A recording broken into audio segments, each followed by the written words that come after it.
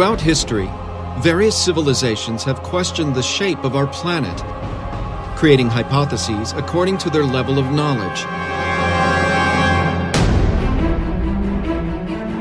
Even today, scientists around the world question the truthfulness of the sphericity of the Earth, because even though it's presented as a truth, there is no unquestionable scientific evidence in this regard.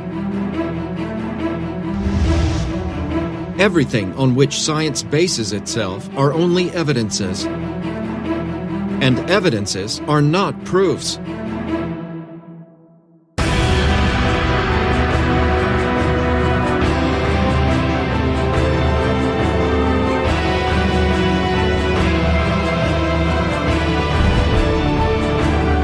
In order to bring the light of knowledge on the true shape of the Earth, researchers of Dakila and Ziggurat's Technology Center joined with other scientists in an independent research that lasted 7 years, seeking scientific and definitive proof to demonstrate that Earth is indeed round or has another shape.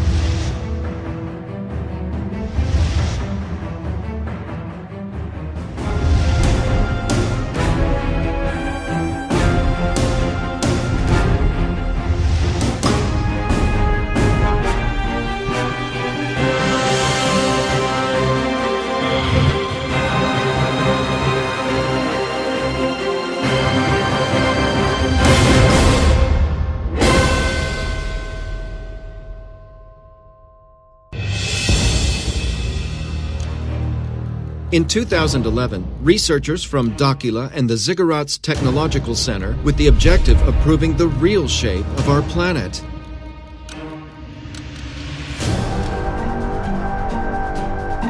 It was needed to prepare and carry out different experiments and data collection at several locations around the planet.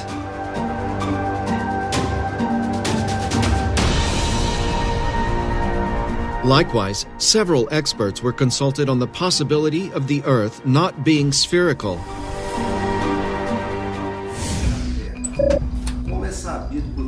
As is known by all mankind, the Earth has a spherical shape. And as a geographer and cartographer, it is difficult for me to accept that the Earth is not a sphere. All this knowledge here, and the perception of man thinking and acting according to these rules here, he is fixed to this model.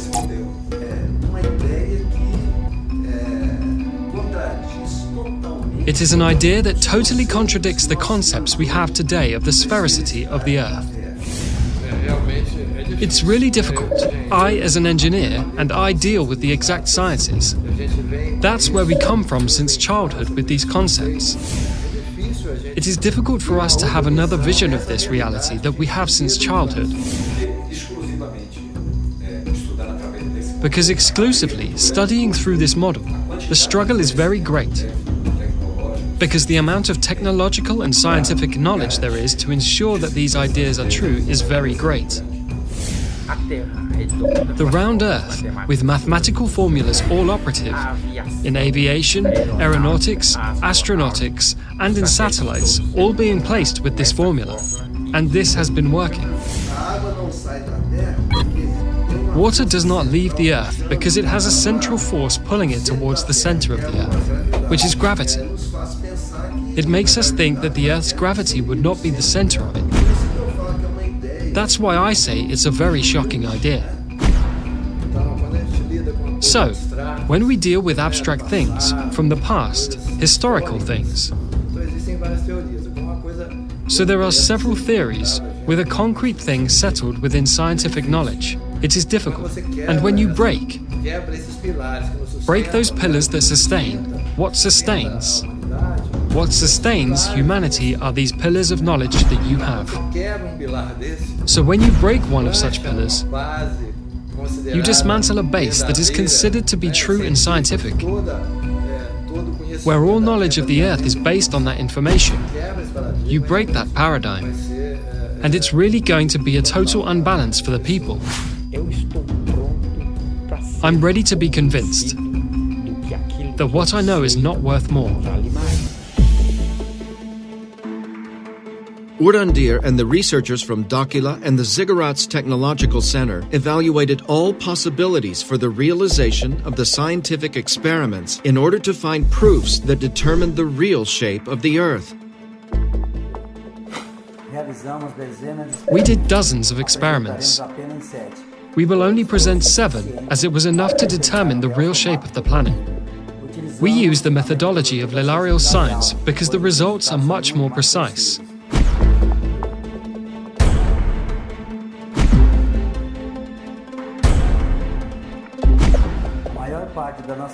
Most of our research was done in the waters because it makes up 70% of the planet's surface. The first chosen experiment was to determine the curvature of the horizon at water level.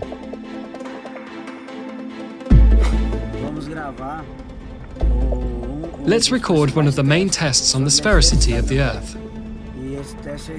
And this test with the respect to the masts of the ships, the distance that it is away from the coast, precisely to know if there is sphericity, if there is angulation in the Earth. The lower the humidity in the air, the further we can see. And the higher the humidity, the more distortions occur in our view. So the places to be chosen to do the tests have to be of very low humidity. The tests will prove that if the Earth is spherical, the waters will follow the curvature. The first site chosen to start the experiments was Lagoa dos Patos in Rio Grande do Sul.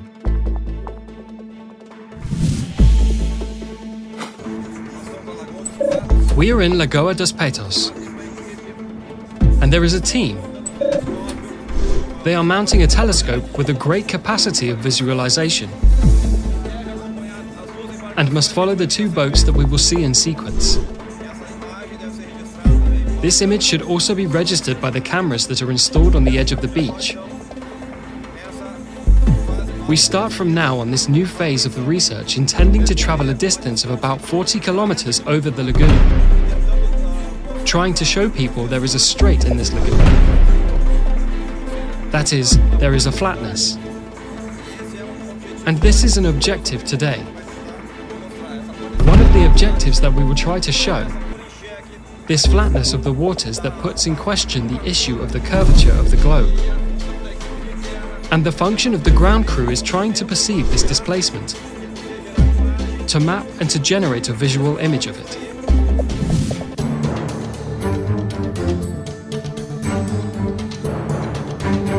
The researchers mounted a Newtonian telescope specially designed for the experiment, with a high-definition camera attached to its eyepiece to register the entire process.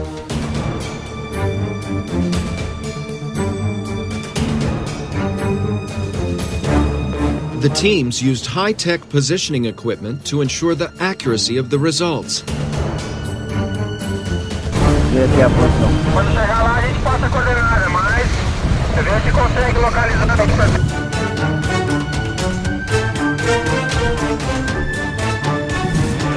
This same experiment was carried out in other places. One of them was in the Strait of Gibraltar in France.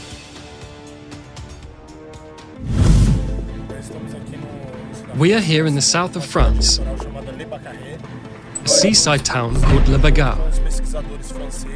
We set out together with the French researchers, coordinators of an association called Project Energy Action here in France, trying to prove the veracity of this seemingly absurd theory. I had the opportunity to participate in the phase of the tests that were held in Europe. It would be the filming of a boat, as far as possible from the coast. We find it very interesting the chance to be able to touch on a controversial subject, and to be part of these experiences, to demonstrate something that science does not accept today. It would be filmed through a telescope. We also used a camera attached to its lens, so we could film the experiment effectively.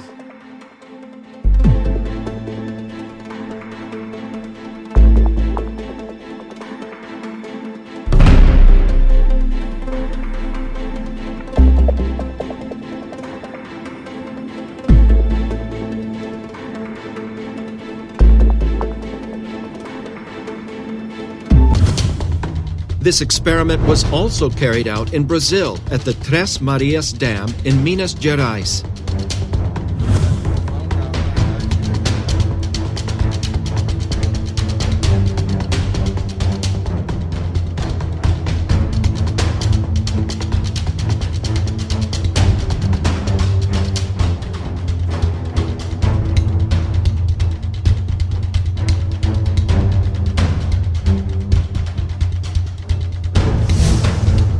And another team carried out the same experiment on the beach of Santos on the coast of Sao Paulo.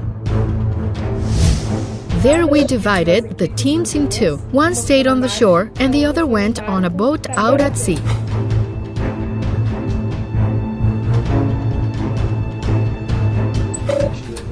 We brought a Newtonian telescope. We were also using a total station.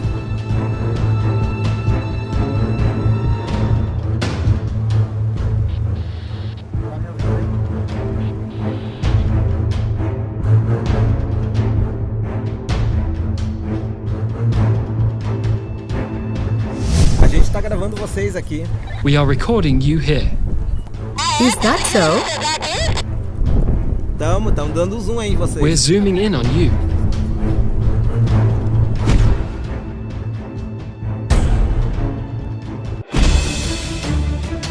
Another telescope experiment was realized at Lake Titicaca in Peru.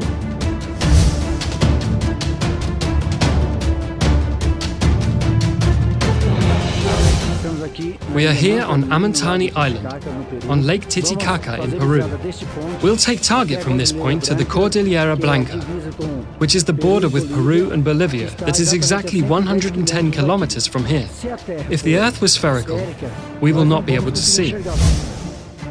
At this distance, the curvature of the Earth would have a height of 237 meters, the equivalent of a building of 79 floors.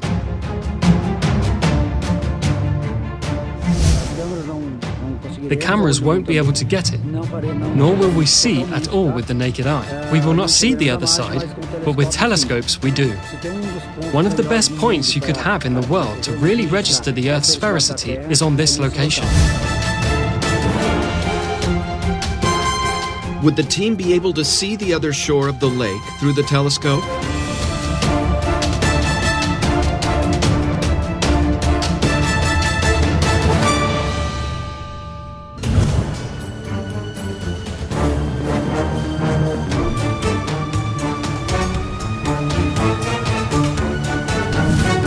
Back in the experiment with the boats, the researchers observed that after some time following the boats with the naked eye, they began to disappear on the horizon. First, the hull.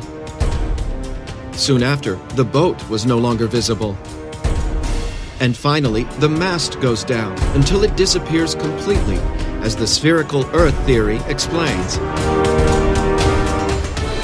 When the boats reached a certain distance, it was no longer possible to see them with the naked eye.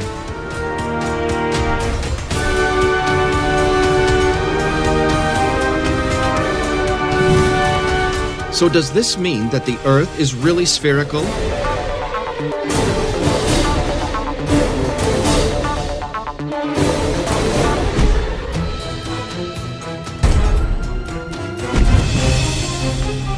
Another experiment was carried out using radio waves. Teams were separated at a distance of 14 kilometers on opposite sides of the lagoon.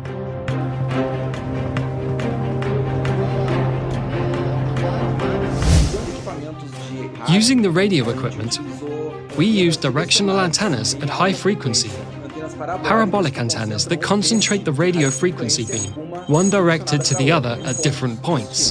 The two antennas receive and transmit radio waves at the same time, and any obstacle between them would block the communication. They were meticulously positioned and directed to establish communication.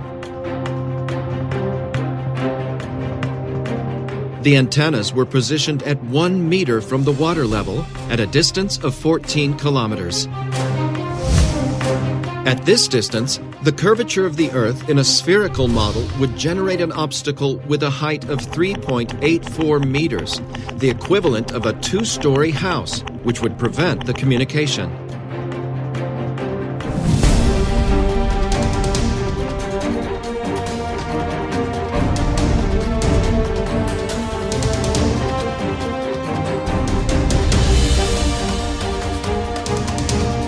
Could researchers have established communication?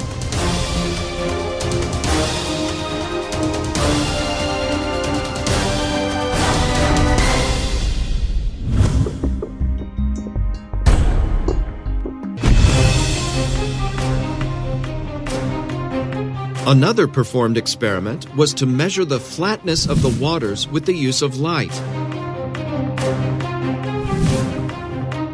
The researchers opted for the use of a laser beam because its beam of light propagates in a linear way and can reach long distances with minimal loss of potency. The laser experiment consisted of two teams positioned on opposite sides. One team emits a laser beam parallel to the water toward another team. In the spherical model of the Earth, it would be impossible for the laser beam to be seen on the other side, since the supposed curvature of the Earth would be an obstacle in its trajectory. However, if the Earth is not spherical and the waters don't follow its curvature, it would be possible to visualize the laser light on the other side, for there would be no obstacles in its path.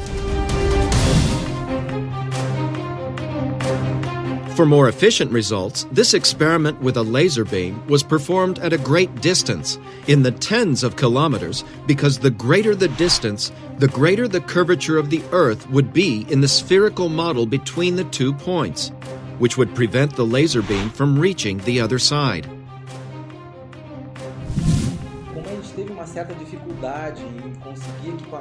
As we had some difficulty in getting high-power equipment, we decided to design and build our own equipment with a great power that could achieve a far greater reach than the laser equipments found in the market. The device emits several beams of light and is set to reach the programmed distance without expanding, with the focus point on an object on the other side.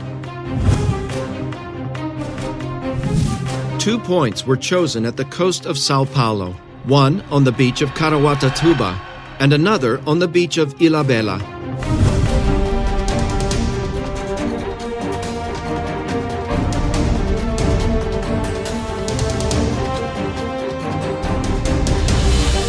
The team prepared the equipment during the afternoon to conduct the experiment at night. The devices are positioned at a height of 1 meter above the water level, directed towards the team on the opposite side. The whiteboard or light receiver is 1 meter from sea level. The distance is 15,000 meters, 15 kilometers. With the equipment ready, it's time to start the experiment.